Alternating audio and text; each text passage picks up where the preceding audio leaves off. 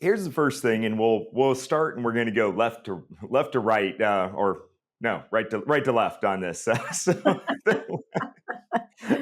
I want to, these are two concepts. When we met, you started talking about retirement masterpiece. Right.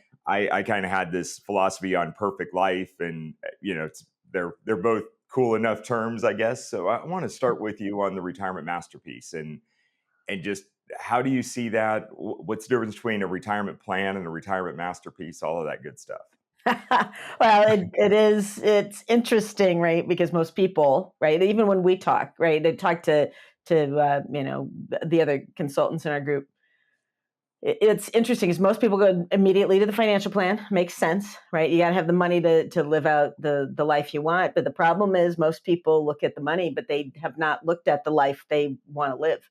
They haven't looked at and everybody goes to travel, but they haven't looked at the projects they want to do, the travel they want to do, the places they want to go, the people they want to see, how they really want to spend their time. We find a lot when we get the calls from contractors that, hey, I want to retire in 3 years and I need some help with succession planning. It's like, oh, there is so much more to it than just succession planning, right?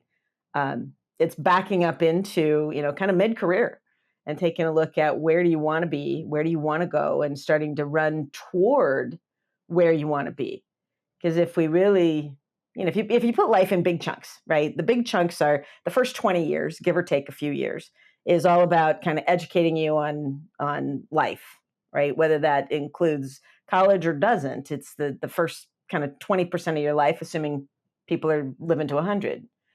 The next 40 years or 40% of your life is working, and hopefully working at something you love. And then the next 40 years or 40% of your life is doing all the stuff that you wanted to do when you were done working.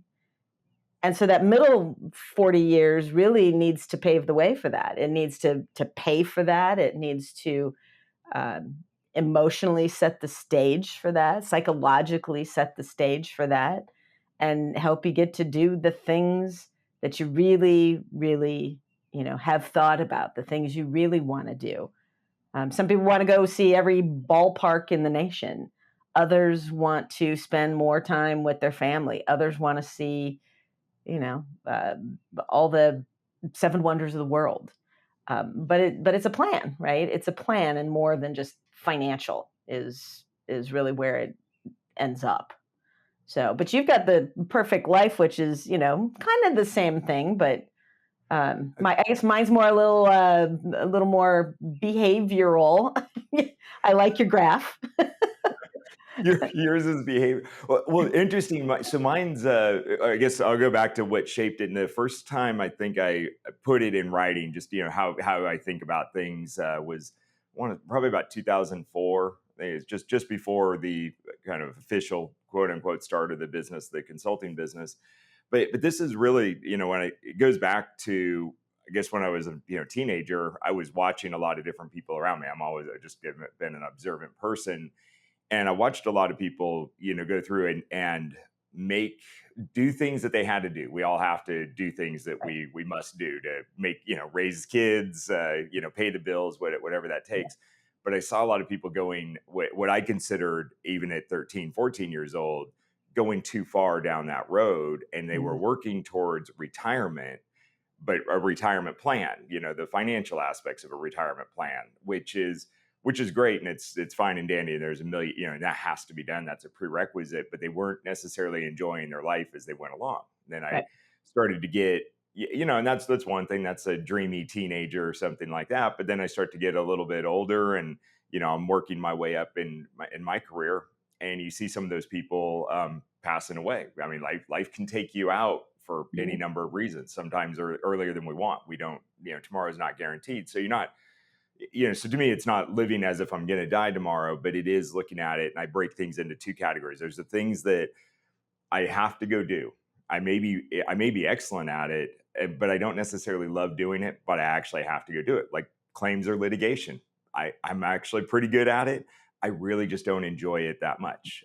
But sometimes, just in your building projects, you have to go do that. That's just part of the job. And so but then there's things that I absolutely love doing that also add value. And and that value may be, in a financial value, measured in that way. It may be emotional value like you talked about. But getting really intentional about understanding what those are, knowing that they shift over time, and then every day really kind of looking back at it every day, week, month, year, having a reflection process of looking back and saying, how do I spend a little bit more time doing the things that we love doing and less times doing the things that we must do? And that comes down to a bunch of little choices. Rarely are they what I consider like light switch type choices. Like, well, before I was doing my a job, and there was 90% of the things that I had to do and 10% of the things I love do, and I flipped a light switch and I made one decision, and all of a sudden it's like I flipped that ratio. I Theoretically it could be possible. I've never seen it in my own life. I've never seen it in anybody else's life. It's 100 small decisions that you make every single day, month, year, and progressively over time it's been pretty amazing to watch how that adds up. So that's mine. And then when I met you and you started talking about retirement masterpiece, I'm like, oh, it's like peanut butter and chocolate. They go together. So anyways, a lot of the same philosophies. And Roger Whitney, that book Rock Retirement, I think, Yeah. where he's the one that coined that term retirement masterpiece. Yeah, there's a lot of that in there.